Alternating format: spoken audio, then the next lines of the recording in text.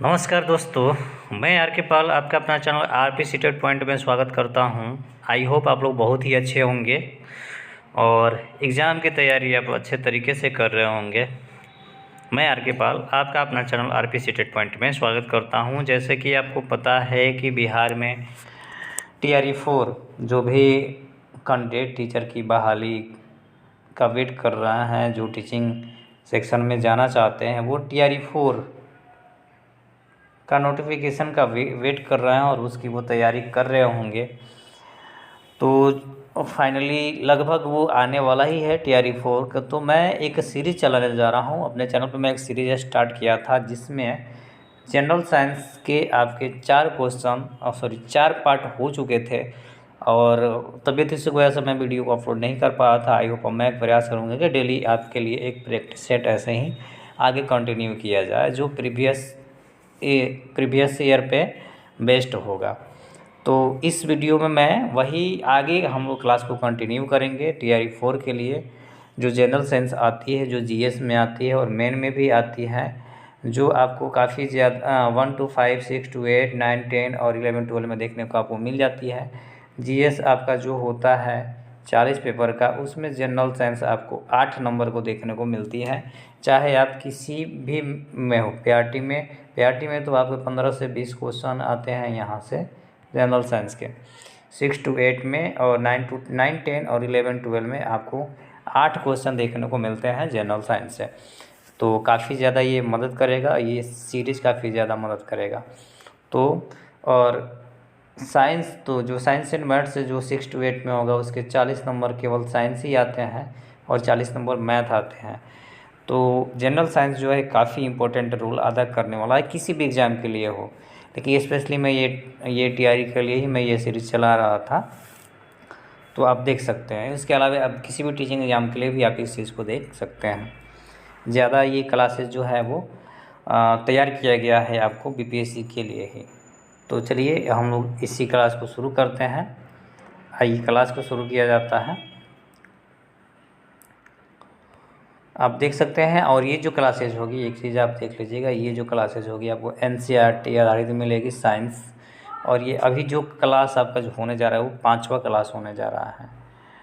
देखिए, आइए क्वेश्चन से शुरुआत करते हैं और MCQ ही मैं लेके आता हूँ। MCQ ही क्वेश्चन है जो आपको MCQ ही क्वेश्चन एग्जाम में देखने को आपको मिलते हैं। पहला क्वेश्चन है कि निम्नलिखित में से कौन एक अकार्बनिक अम्ल है। देखिए यहाँ पे आप जितनी भी चीज़ें लिखी हैं ये तीनों क्या है, तीनों अम्ल ही है। जैसे HCl हाइड्रोक्लोरिक एसिड है ये, उसके बाद से नाइट्रिक एसिड है HNO3 नाइट्रिक अम्ल, ये इसका फार्मूला होता है, फार्मूला याद है। एसिटिक एसिड है CH3COOH एसिटिक एसिड आपका होता है। तो इसमें देखिए पूछा है उसमें कि कौन सा एक कार्बनिक, आप देखिएगा इसमें हाइड्रोजन, नाइट्रोजन और ऑक्सीजन मिला है। कार्बनिक पदार्थ उसको बोलते हैं जिसमें कार्बन शामिल हो, प्रेजेंट हो। लेकिन यहाँ पे देखिएगा इसमें हाइड्रोजन और क्लोरीन है, तो ये तो हो नहीं रहा, ये नहीं होगा आपका। फिर देखिए H इसमें नाइट्रोजन और ऑक्सीजन के मॉलिक्यूल्स इसमें शामिल है, तो ये भी नहीं हो रहा। अब अगला देखते हैं कि CH3COOH आपका फार्मूला है।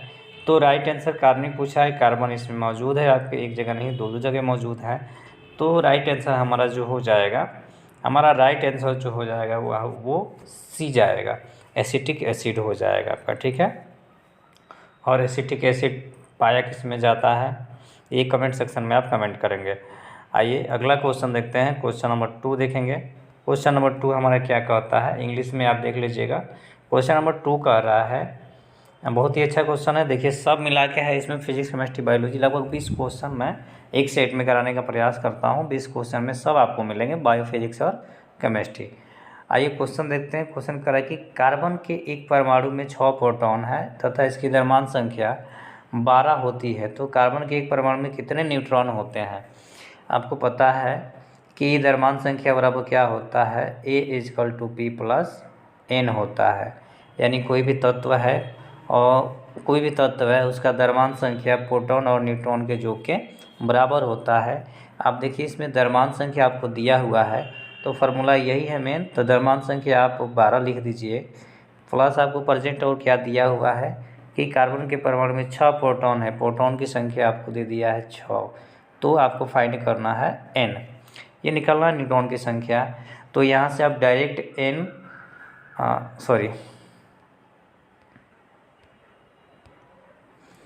आप देख लीजिए 12 6 इधर प्लस साइन है तो 12 इधर ला लीजिए 6 और n को रख दीजिए उधर, ठीक है।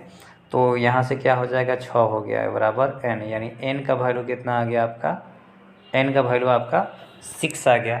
यानी देखा जाए तो न्यूट्रॉन की संख्या कितनी हो जाएगी 6, तो राइट आंसर हमारा बी हो जाएगा। न्यूट्रॉन की संख्या कितनी हो जाएगी 6।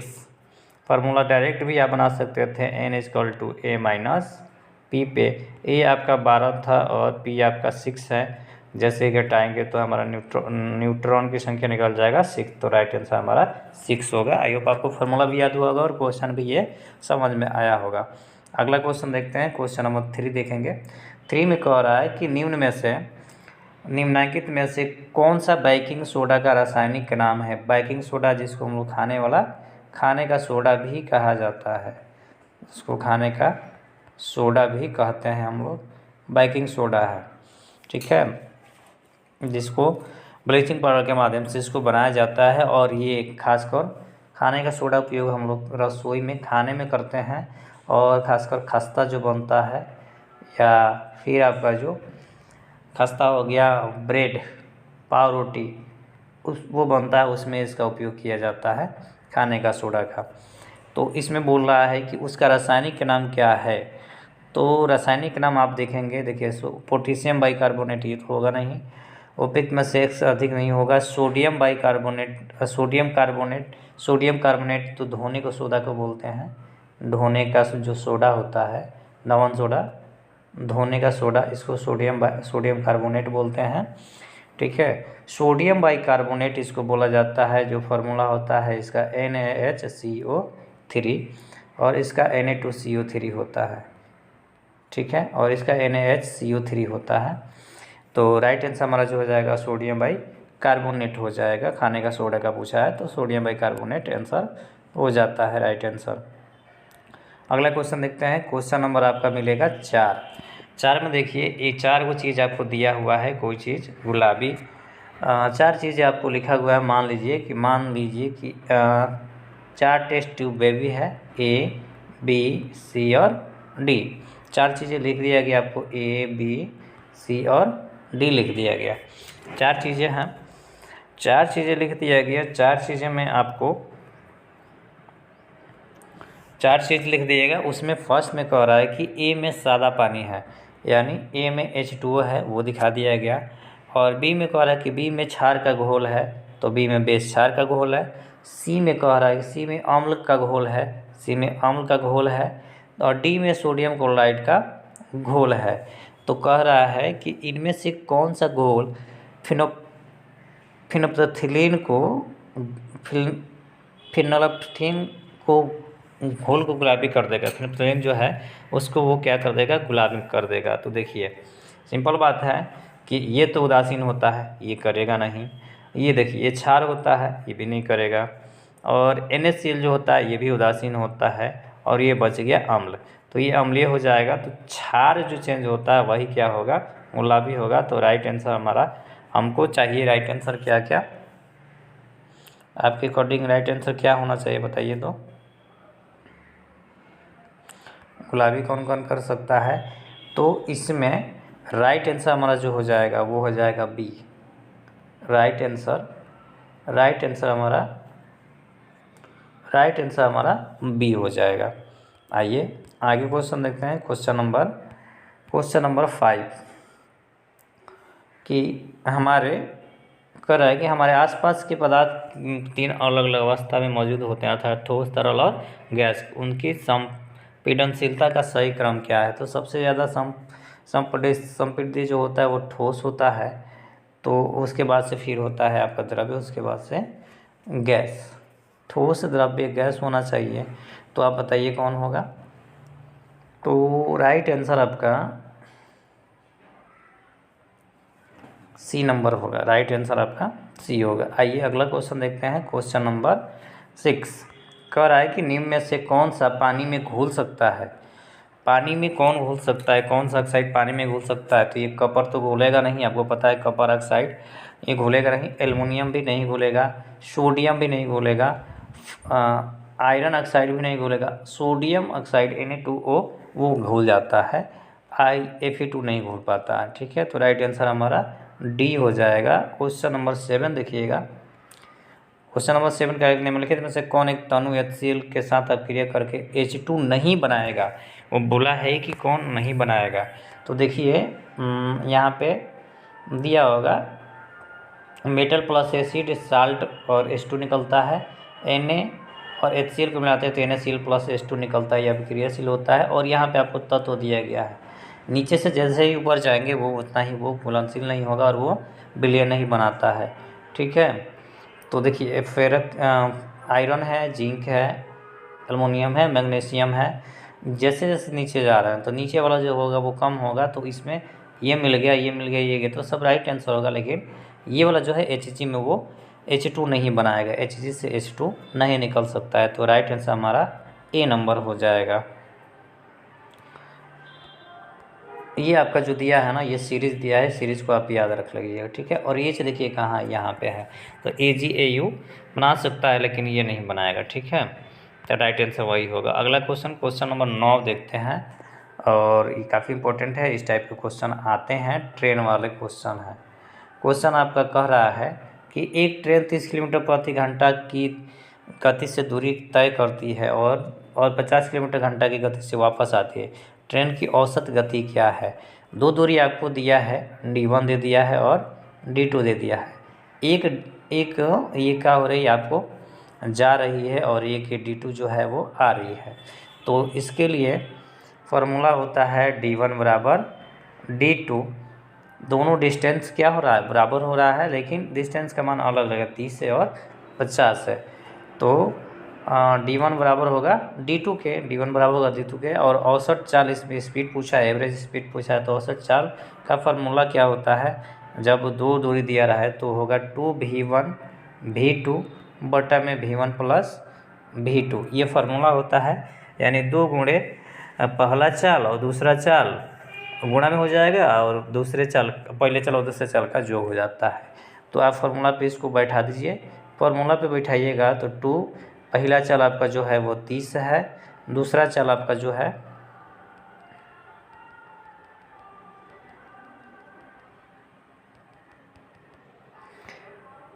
पहला चाल जो है आपका 30 है, दूसरा चाल जो है वो आपका 50 है, और 50 और 30 को जोड़ेंगे तो ये 80 हो जाएगा, कटेगा 2 से आपका 40, 1 जीरो से 1 जीरो गायब हो जाएगा, और ये फिर आपको 1 5 रहेगा तो 2 दूना 4 हो जाएगा, और ये 15 दूना 30 हो जाएगा। टोटल आपका आउटपुट हो जाएगा 75/2। इसको कटाएंगे तो ये 37.5 किलोमीटर पर घंटा के रूप में आ जाएगा। तो राइट आंसर हमारा जो हो जाएगा बी राइट आंसर हो जाएगा। आई होप आपको समझ में आया होगा ये फार्मूला। आइए आगे देखते हैं क्वेश्चन नंबर 11। और देखिए 10 नंबर क्वेश्चन छूट गया है। क्वेश्चन नंबर 11 देखेंगे कि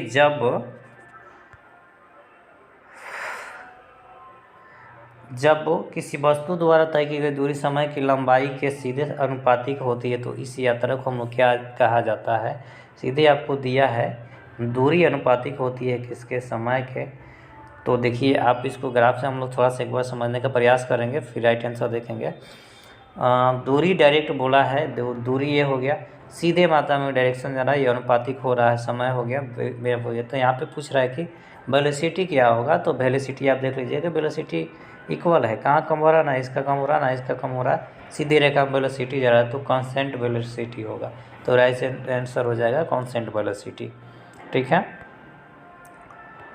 अगला क्वेश्चन नंबर 13 देखेंगे। 13 है कि किसी वस्तु का समय वेग ग्राफ दिखाया गया है, निम्न में से किस कथन के लिए सत्य है? यहाँ पे आपको दिखाया गया है, ग्राफ दिखाया गया है, और इसमें से कौन सा सत्य है? जैसे ये देखिए वेलोसिटी है और ये आपका टाइम है, और यहाँ पे वेग हो जा रहा है, एक बार वेग निकल रहा है, और यहाँ पे टाइम है, रेस्ट अवस्था में हो रही है, लेकिन डिस्टेंस जो हमारा है वो क्या हो रहा है, वेग जो है यहाँ भी 5, यहाँ भी 5, यहाँ भी 5, यहाँ भी 5। वेग जो है वो समान हो रहा है, एक सीधी रेखा में हो रहा है। इसका मतलब वेलोसिटी क्या होगा, वस्तु का वेग एकदम क्या होगा, वो समान होगा। तो राइट आंसर हमारा यही हो जाएगा। ठीक है, अगला क्वेश्चन, क्वेश्चन नंबर 14 देखेंगे। क्वेश्चन नंबर 14 आपका कह रहा है कि एक लड़का क्षैतिज रेखा के साथ विभिन्न प्रारंभिक कोण पर समान गति से समान आकार, माप और वजन के 4 पत्थर फेंकता है। कोई वस्तु है, कोई व्यक्ति है, वो 4 पत्थर आपको फेंक रहा है, वेट भी समान है, 15, 30, 45 कोण पर, क्षैतिज कोण पर है। तो वो क्षैतिज रूप से किसकी अधिकतम दूरी वो तय करेगा, क्षैतिज रूप से है।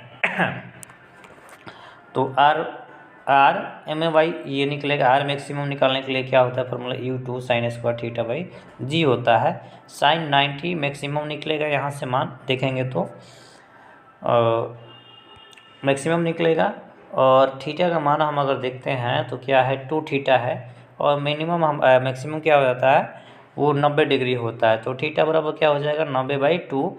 इसका आधा कर देंगे तो कितना हो जाएगा, 45। 90 का आधा जब करेंगे 2 से कटेगा तो ये 45 डिग्री आंसर आपका हो जाएगा। तो राइट आंसर आपका 45 आ जाएगा। क्वेश्चन को एक बार जरूर आप रिपीट करेंगे तो ये आपका क्वेश्चन बन जाएगा। सॉरी, 5 क्वेश्चन और होंगे। 15 नंबर क्वेश्चन है, ये फिजिक्स से ही रिलेटेड क्वेश्चन है। ज़्यादा मैंने फिजिक्स का ही क्वेश्चन उठाने का प्रयास किया है क्योंकि वहाँ से आती हैं। यहाँ पर लिख रहा है कि किसी वस्तु पर कार्य करने वाली बाहरी शक्तियाँ, कोई वस्तु है मान लीजिए, ये बाहर से कोई वस्तु काम करती है तो वो संतुलित रहेगी कि असंतुलित रहेगी।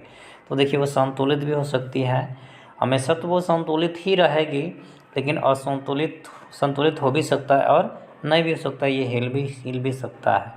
तो राइट आंसर होगा कि वो सदैव संतुलित भी हो सकता है और नहीं भी हो सकता है। राइट आंसर सी होगा। ठीक है, अगला क्वेश्चन देखते हैं, क्वेश्चन नंबर 16 में कह रहा है कि न्यूटन के तीसरे नियम के अनुसार तात्पर्य की प्रत्येक क्रिया के उछाल होती है, प्रभाव के दौरान उछाल होती है। फर्श बिल्कुल कठोर पर है, उपयुक्त से अधिक प्रभाव के दौरान फर्श गेंद पर बल लगाता है।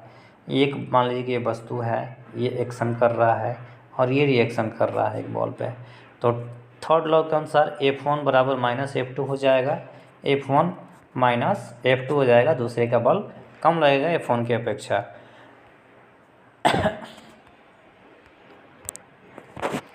F1 की अपेक्षा कम लगेगा। ठीक है, तो राइट आंसर हमारा जो हो जाएगा वो क्या हो जाएगा, सेकेंड ऑप्शन राइट आंसर जो हो जाएगा वो सेकेंड ऑप्शन हो जाएगा। इसके अकॉर्डिंग पता चल रहा है कि प्रभाव के दौरान फर्श की गेंद पर क्या होगा, बल लगेगा। तो राइट आंसर हमारा बी हो जाएगा। क्वेश्चन नंबर 70 देखते हैं, ये भी आपका एक न्यूमेरिकल है। यदि 1 किलोग्राम द्रव्यमान वाले किसी वस्तु पर 1 न्यूटन का बल लगाया जाए तो वो गति करती है। देखिए m का मान दे दिया है 1 kg, आप देख लीजिए 1 kg दिया है, और f का वैल्यू दिया है 1n। तो f बराबर चूँकि क्या होता है, m इंटू ए होता है, तो 1 Newton is equal to 1 kg into a का वैल्यू हमें नहीं पता है, वही हमको निकाल देना है। तो 1 किलोमीटर प्रति सेकेंड 1 kg हो जाएगा, ए इक्वल टू kg से kg कट गया, मीटर प्रति सेकेंड आ गया, यानी 1 मीटर प्रति सेकेंड आ जाएगा, 1 मीटर प्रति सेकेंड आंसर आपका आ जाएगा। तो राइट आंसर हमारा क्या होगा, 1 मीटर प्रति सेकेंड, ये नंबर राइट आंसर हमारा हो जाएगा। आइए अगला देखते हैं। अगला है कि संवेग की इकाई क्या होती है। बीमा आपको पता है संवेग की इकाई क्या होती है, यहाँ पे लिखा हुआ है संवेग की इकाई क्या होती है, टॉर्क होता है, आवेग होता है, यूम होता है। तो संवेग की इकाई वही है जो टॉर्क की इकाई होती है, और पावर की इकाई होती है, आवेग की इकाई होती है। तो संवेग की इकाई वही होगी जो आवेग की इकाई होगी, राइट आंसर सी हो जाएगा। ठीक है, क्वेश्चन नंबर 90 देखेंगे। क्वेश्चन नंबर 90 कह रहा है कि विभिन्न द्रव्यमान की 2 गेंदें गतिज ऊर्जा समान है, गेंद में अधिक गति होगी। बोल रहा है कि विभिन्न जो गेंद है, 2 गेंद है, उसकी गतिज ऊर्जा समान है, तो गेंद में कौन अधिक होगा। तो P = M भी होता है, आप जान सकते हैं। पहला हो गया, दूसरा हो गया, M1 समानुपाती है V1 के, और एक दूसरे के क्या है वो द्वितक कर्मानुपाती है। तो ऑप्शन क्या होगा आप बताइए। दोनों का द्रव्यमान क्या होगा, सेम रहेगा, कोई चेंजिंग उसमें नहीं होगा, दोनों का द्रव्यमान सेम रहेगा, बोथ हैविंग होगा। ठीक है, अगला देखते हैं, और शायद वो लास्ट क्वेश्चन हो इस सेशन का, शायद लास्ट क्वेश्चन, हाँ लास्ट ही क्वेश्चन है, इसके बाद नहीं है क्वेश्चन। क्वेश्चन नंबर 20 आपको क्या कह रहा है कि निम्न में से चुनने के लिए बोला है कि निम्न में से कथनों पर विचार किए, किसी पिंड को दिया गया आवेग पिंड के संवेग के परिवर्तन के बराबर होता है, i = P2 - F1 dP/dt ये होता है। तो पहला तो सही है। आवेग की इकाई संवेग की इकाई के, आवेग की इकाई संवेग की इकाई के समान होती है। अभी पिछले क्वेश्चन में हम लोग, प्रीवियस क्वेश्चन में अभी हम लोग देखे थे, ये राइट है। और फिर कह रहा है कि बल और वेग का गुणनफल को आवेग कहते हैं, नहीं ये गलत है। और आवेग एक सदिश राशि है, आवेग एक सदिश राशि है, तो राइट आंसर हमारा आना चाहिए 1, 2 और 4। 1, 2, 4 पहले ही ऑप्शन में दिया हुआ है, तो राइट आंसर हमारा यही हो जाएगा। तो आई होप ये 20 क्वेश्चन आपके समाप्त हुए इस सीरीज़ के। आई होप आपके लिए काफ़ी हेल्पफुल रहा होगा ये सेशन, और सेशन पसंद भी आया होगा। यदि सेशन पसंद आया हो तो सेशन को लाइक ज़रूर कर दें, और वीडियो को ज़्यादा से ज़्यादा शेयर करें ताकि जो भी कंटेंट है उनके पास पहुँच पाए, और चैनल पर विजिट करके चैनल को सब्सक्राइब कर दें ताकि ऐसे ही वीडियो, ऐसे ही क्लासेज आपको डेली मिलते रहेंगे। और मिलेंगे हम लोग अब जस्ट नेक्स्ट वीडियो में, इसी पार्ट को पार्ट 6 लेके पार्ट 6 को कंटिन्यू करेंगे, ऐसे वीडियो में मिलेंगे, कंटिन्यू करेंगे। तब तक आप अपना पढ़ाई करते रहिए। कोई भी दिक्कत हो तो कमेंट सेक्शन में कमेंट कर दीजिए, और इसका PDF में RP पॉइंट जो है चैनल, उसी पे मैं क्या करूँगा, इसका PDF चाहें तो आप वहाँ से आपको मिल सकता है, वहाँ से PDF आप ले जाके देख सकते हैं। इसका PDF वहाँ पे RP पॉइंट पे मिल जाएगा। तो कोई भी दिक्कत हो तो कमेंट सेक्शन में कमेंट जरूर करें, और वीडियो को ज़्यादा से ज़्यादा लाइक करें और चैनल को सब्सक्राइब करें। मिलेंगे हम लोग नेक्स्ट वीडियो में, तब तक के लिए धन्यवाद। जय हिंद, जय भारत।